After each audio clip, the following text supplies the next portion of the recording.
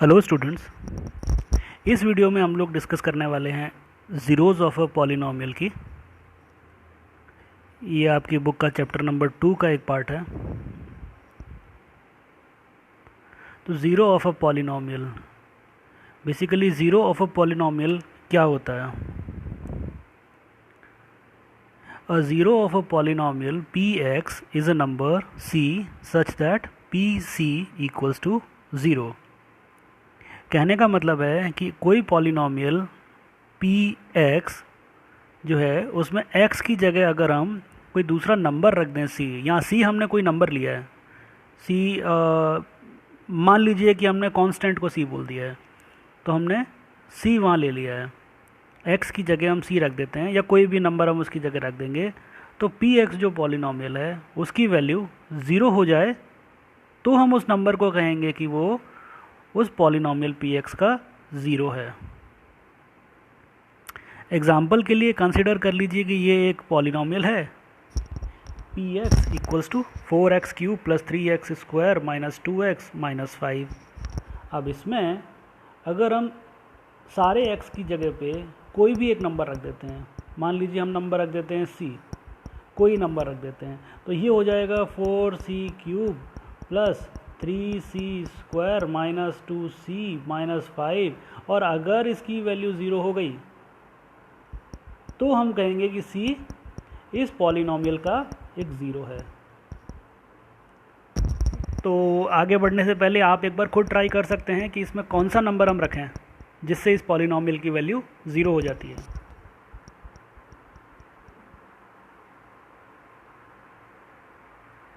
हमने यहाँ रखा 1 रखने से, क्योंकि हम x की जगह 1 रख रहे हैं, तो हम कहेंगे P1 में 4x क्यूब की जगह हो गया 4 इंटू 1 का क्यूब, 3x स्क्वायर की जगह हो गया 3 इंटू 1 का स्क्वायर, 2x की जगह हो गया 2 इंटू 1 और लास्ट में 5 कांस्टेंट।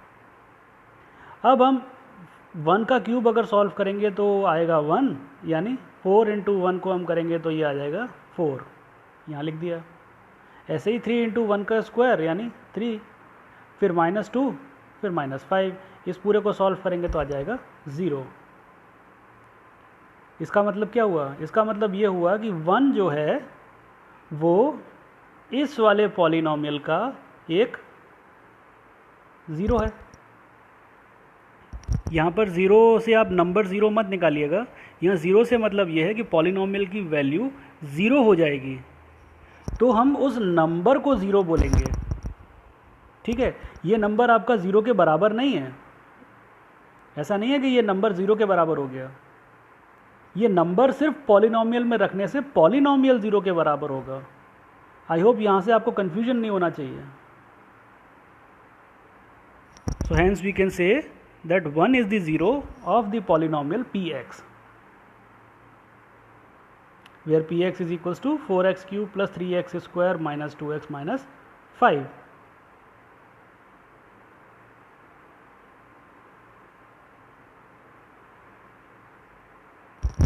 अब इसकी हम कुछ प्रॉपर्टीज़ देख लेते हैं, कुछ इम्पॉर्टेंट चीज़ें। सबसे पहला, a non zero constant polynomial has no zero. अब आपको पता है कि a non zero constant polynomial क्या होता है, आपने पिछली वाली एक्सरसाइज में इसको पढ़ा था। नॉन ज़ीरो इसका मतलब क्या हुआ कि वो ज़ीरो नहीं है। कांस्टेंट पॉलिनोमियल इसका मतलब क्या हुआ, सारे कांस्टेंट नंबर्स। अब कोई भी कांस्टेंट नंबर जो ज़ीरो नहीं है उसका कोई भी ज़ीरो नहीं होता है। एग्जाम्पल के लिए 6 हैज़ नो ज़ीरोज़। 6 एक कांस्टेंट नंबर है, इसके कोई ज़ीरो नहीं होते। क्यों? क्योंकि 6 एक कांस्टेंट पॉलिनोमियल है। मतलब इसको हम कैसे लिख सकते हैं, 6 इंटू 1। आपको पिछली वाली वीडियो को एक बार दोबारा देखना चाहिए अगर ये चीज़ आपको समझ में नहीं आ रही तो 6 को हम लिख सकते हैं 6 इंटू 1। इसका मतलब हो गया 6 into x raise to the power 0, क्योंकि किसी भी नंबर की पावर अगर 0 होती है तो उसकी वैल्यू 1 होती है, यानी ये और ये बराबर हैं, तो ये हो गया x raise to the power 0। अब यहाँ हम x की जगह कोई भी नंबर रख दें तो किसी भी नंबर को रखने से अगर उसकी पावर 0 होती है तो वो क्या हो जाएगा 1। इसका मतलब इस टोटल की वैल्यू कितनी रह गई, ये वाली जो चीज़ यहाँ होगी वही इस टोटल की वैल्यू हो जाएगी। यानी 6 के साथ में हम x की पावर 0 को मल्टीप्लाई जब करेंगे तो वैल्यू 6 ही आएगी। इसका मतलब क्या हुआ कि इसका कोई 6 का कोई 0 नहीं है। 6 की तरह ही बाकी अब कोई सा भी कांस्टेंट पॉलिनोमियल ले लीजिए, मान लीजिए -5 ले लिया, -7 ले लिया, -101 ले लिया, 500 ले लिया, कोई भी नंबर ले लीजिए, सारे कांस्टेंट पॉलिनोमियल्स के लिए कोई भी 0 नहीं होता है। Second, every real number is a 0 of the 0 polynomial. यानी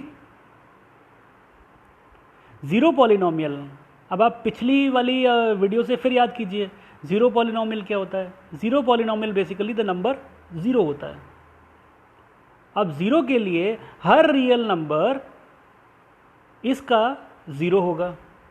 यानी 0 के साथ में मान लीजिए हम कोई सा भी 0 के साथ में मल्टीप्लाई कर देते हैं x को, मान लीजिए लीनियर पॉलिनोमियल बनाने के लिए इसको x ले लेते हैं, x से मल्टीप्लाई कर देते हैं और x की कुछ भी पावर हो जाती है। मान लीजिए इसकी पावर n है, n की वैल्यू भी कुछ भी हो सकती है।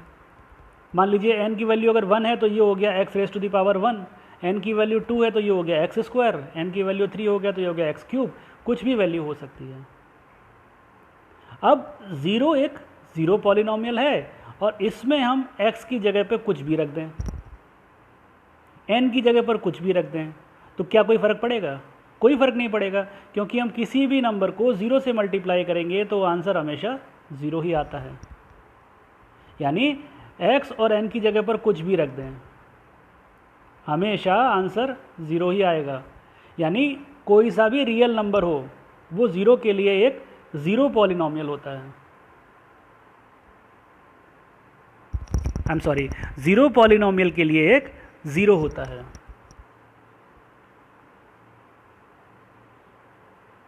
Next, there is one and only one 0 for the linear polynomial if px is equals to ax plus b, a is not equals to 0 is a linear polynomial, then x equals to minus b upon a is the only 0 of p by x।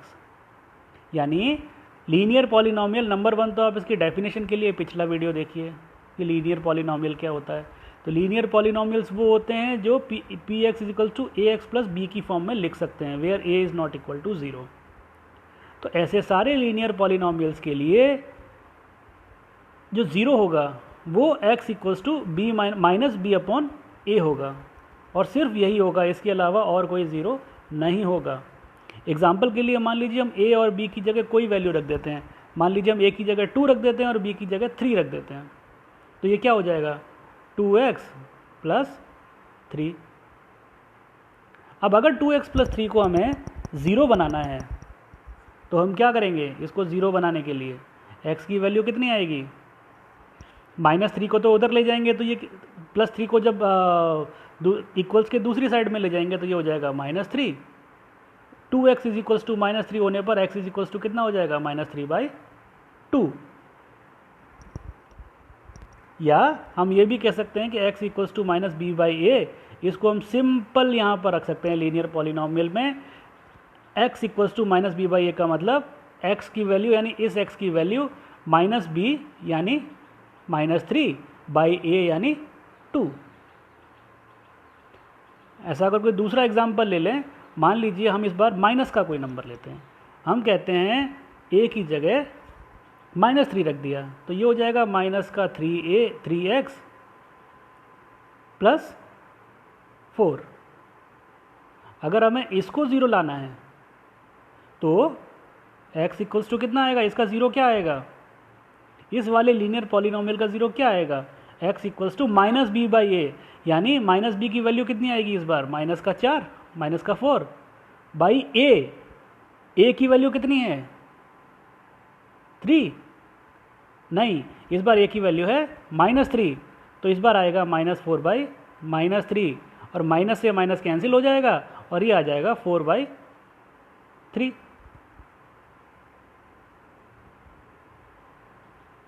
Example के लिए यहाँ पर और भी examples मैंने जो बताए हैं, 1 is the zero of x minus 1, यानी इस बार x माइनस 1 है। तो इसमें a की वैल्यू कितनी है? a की वैल्यू है 1, क्योंकि यहाँ पर कुछ नहीं है तो हम इसको 1 मानेंगे। a की वैल्यू है 1 और b की वैल्यू कितनी है? माइनस 1, क्योंकि पॉलिनोमियल की फॉर्म क्या है? ax प्लस बी, और यहाँ पर b प्लस का नहीं है, यहाँ पर b माइनस का है, तो हम इसको कहेंगे b is equals to minus 1। यानी इस बार x की वैल्यू कितनी आएगी? इसका कितना होगा? ये ज़ीरो क्या होगा? Minus b by a. Minus b की वैल्यू कितनी है? माइनस 1, तो माइनस बी बाय ए, यानी माइनस माइनस प्लस, ये हो गया 1, और 1 बाई 1 का मतलब 1, तो इसका ज़ीरो क्या हुआ? 1, क्योंकि इस पॉलिनोमियल में x की जगह 1 रखने से इसकी वैल्यू 0 आ रही है। सेम x माइनस 2, यानी x माइनस 2, इसका अगर 0 निकालना है तो यहाँ पर भी a की वैल्यू कितनी है? 1, तो x की वैल्यू कितनी आ जाएगी? माइनस का माइनस b बाई a, यानी 1, तो क्या हो गया? माइनस माइनस प्लस 2, 2 बाई 1 कितना होता है? 2, यानी 2 is the zero of x minus 2। I hope इस वीडियो से आपको zeros of a polynomial clearly समझ में आ गए होंगे, और इसके बेसिस पे आप अब अपनी नेक्स्ट एक्सरसाइज 2.1 को ईजिली कर पाएंगे। Thank you.